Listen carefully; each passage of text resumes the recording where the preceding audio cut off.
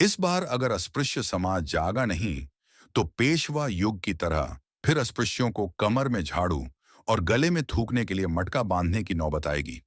दलित federation द्वारा खड़ा किया गया उम्मीदवार केवल एक बहाना है।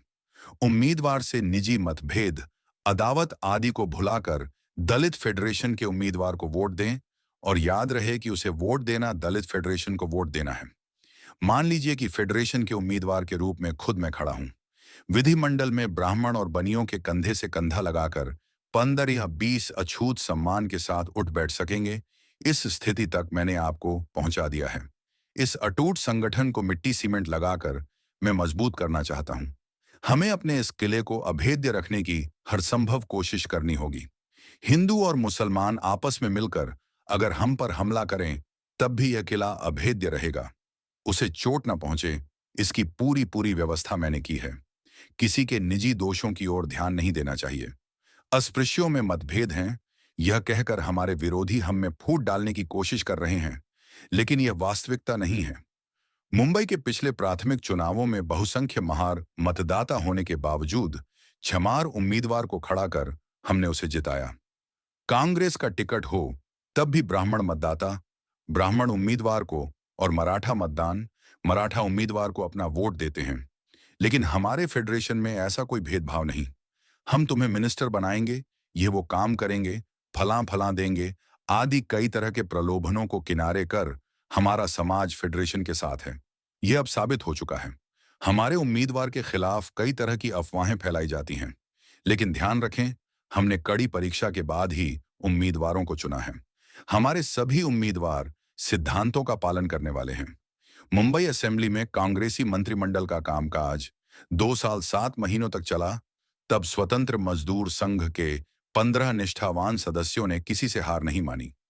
उन्हें फुसलाने की महती कोशिश की गई, लेकिन हमारे 15 लोग मतभेद के बावजूद अनुशासन में, राजनीति में सिद्धांतों के प्रति निष्ठावान रहे। विद्वान कार्यकुशल लोग न भी हों तो कोई हर्ज नहीं, लेकिन लोगों में निष्ठा होना जरूरी है। ज्ञान की कमी पूरी करने के लिए मैं हूं। जो बिक सकता है, लालच का शिकार हो सकता है, उसके होने का कोई फायदा नहीं। अपने पर और भावी पीढ़ी पर आने वाले संकटों को दूर कर भावी पीढ़ी की राह आसान करना अपना कर्तव्य है। हमारे पुरखे पिछले 2000 सालों से चुपचाप गुलामी सहते आए हैं। क्या हम भी उसी गुलामी को चुपचाप सहते रहेंगे? नहीं। जनता की प्रतिक्रिया। हर पीढ़ी का यह कर्तव्य है कि अगली पीढ़ी की राह की कठिनाइयों को हटाने की वे कोशिश करें।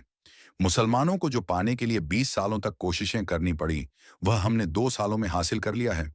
यह बेहद महत्वपूर्ण बात है। मैं आजकल दिल्ली में रह रहा हूं। मेरी टेबल पर एक घंटी है। उस घंटी को बजाते ही मेरा चपरासी मेरे सामने जिस प्रकार हाजिर होता है, बिल्कुल उसी तरह दिल्ली से मैं जब स्विच दबाता हूं, तब मुंबई में तुरंत रोशनी होती है। मेरा आत्मविश्वास झूठा नहीं, बिल्कुल सच्चा है, वास्तविकता की नींव पर खड़ा है। कल का मुंबई का इलेक्शन देखिए। शेड्यूल्ड कास्ट फेडरेशन के भंडारे को 1299 और देवरोकर को 1124 वोट मिले, जबकि कांग्रेस के उम्मीदवार को धूल चाटनी पड़ी। मुंबई का इलेक्शन भारत के इलेक्शन में हमेशा याद किया जाएगा। लोगों को लगता है कि मुस्लिम लीग संगठित है। मुस्लिम लीग के ज्यादा उम्मीदवार चुनकर आए हैं। मैं कहना चाहता हूं कि फेडरेशन की ताकत मुस्लिम लीग से भी अधिक संगठित है। उसकी एक वजह भी है। मुस्लिम घेरे के अंदर हैं, हम घेरे से बाहर हैं। बाहर रहते हुए भी हम दुश्मन को बुरी तरह मात दे सकते हैं। ऐसी स्थितियों में अस्पृश्यों को राजनीति की समझ नहीं है। यह कहना पूरी तरह से मूर्खता है। आज झगड़ा किस बात पर है? अंग्रेज इस देश से जब चले जाएंगे, तब कौन राज करेगा? हिंदू, मुसलमान, या फिर हिंदू और मुसलमान मिलकर? हमें कई तरह के लालच दिए जाते हैं, लेकिन असली लड़ाई किस बात की है, यह आप लोगों को समझ लेना चाहिए। हमारी लड़ाई सत्ता के लिए है। हम सत्ता चाहते हैं। हम हिंदुओं का राज्य नहीं चाहते। हम भीख नहीं चाहते। हम सचमुच का स्वराज चाहते हैं। हमारी लड़ाई कांग्रेस से है। मुसलमान जो मांगते हैं, कांग्रेस उन्हें देती है। मुसलमानों की आबादी 25% है। उन्हें 33.5% सीटें मंजूर हैं। अब वे 50% की मांग करते हैं। शिमला परिषद के दौरान उनकी यह मांग भी मंजूर करने के लिए कांग्रेस तैयार थी। और हमारे वाजिब हक के बारे में कांग्रेस ने क्या कहा? अस्पृश्यों को हम सुई की नोक बराबर मिट्टी भी नहीं मिलेगी। शेम शेम शेम की आवाजें। पेशवाई को फिर आने नहीं देना चाहते हो तो आपको जागरूक रहना पड़ेगा। मुंबई असेंबली के लिए मैंने आपके जिले में जिवाप्पा एदाले को चुनाव में खड़ा किया है। जिवाप्पा केवल निमित्त मात्र है। मैं ही सब कुछ हूं। मुझे वोट दें। तालियों की गड़गड़ाहट। मैं जातिवाद के खिलाफ हूं। मांग और भंगियों के साथ मैं खाना खाता हूं।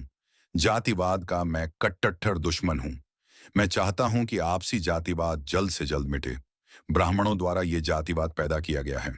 मेरे फेडरेशन में जातिवाद को हमेशा के लिए समाप्त किया गया है। मांग, भंगी, चमार आदि सभी के साथ मैं समानता से पेश आता हूं। महार जाति में पैदा हुआ यह मेरा दोष नहीं है। मुंबई में 90% महार थे, लेकिन मुंबई में छमार समाज के देवरुखकर को मैंने खड़ा किया है। बढ़ई बढ़ई को वोट देगा। कासार, मणिहार, कासार को वोट देगा, यह बिल्कुल नहीं चलेगा। सबको अपना वोट शेड्यूल्ड कास्टर्स फेडरेशन के उम्मीदवार को देना चाहिए। दूसरा उदाहरण, नासिक में 90% महार हैं, लेकिन वहां म्यूनिसिपैलिटी चुनावों में भंगी को खड़ा किया। महारों ने उसे जिताया। खानदेश में एक मांग उम्मीदवार को टिकट दिया गया था। दुर्भाग्य से रास्ते में उसकी गाड़ी खराब हो गई। नॉमिनेशन पेपर दर्ज करने के लिए तय समय पर वह उपस्थित नहीं रह पाया। 2 माह पूर्व अपने 30 छात्रों को उच्च शिक्षा के लिए विलायत भेजा। उनमें मांग, चमार, ढोर और भंगी भी हैं। मैं जातियों के बीच भेदभाव नहीं करता। विजापुर, अहमदनगर, बेलगाम, इन 3 जगहों पर जाना मेरे लिए संभव नहीं है। भारत के सभी प्रांत मुझसे आप अभी तक हमारे यहाँ क्यों नहीं आए सवाल करते हैं। मैं गर्व के साथ कह सकता हूं कि मुंबई के इलाके में चौंकाने वाला राजनीतिक विकास हुआ है। लगता है यहाँ विजापुर जिले से भी कुछ लोग आए हुए हैं। वे काले को अपना वोट दें और अहमदनगर के मतदाता रोहम को वोट दें। मृत्यु का भय किसे है? एक गांगुर्डे मरा तो क्या हुआ? घायल अन्य 300 लोग मरें तो भी क्या? तुम्हें गोली से उड़ा देंगे, तुम्हारा कत्ल कर देंगे, जैसी धमकियों वाले गुमनाम खत ना आए हों, ऐसे मेरे लगातार 6 महीने नहीं गुजरते। इन चुनावों में सबको चाहिए कि वे निडर रहें और गुलामी वत्म करने के लिए फेडरेशन के उम्मीदवार को ही अपना वोट दें। यह अखिल अस्पृश्य समाज की लड़ाई है। यह बात ध्यान में रखें।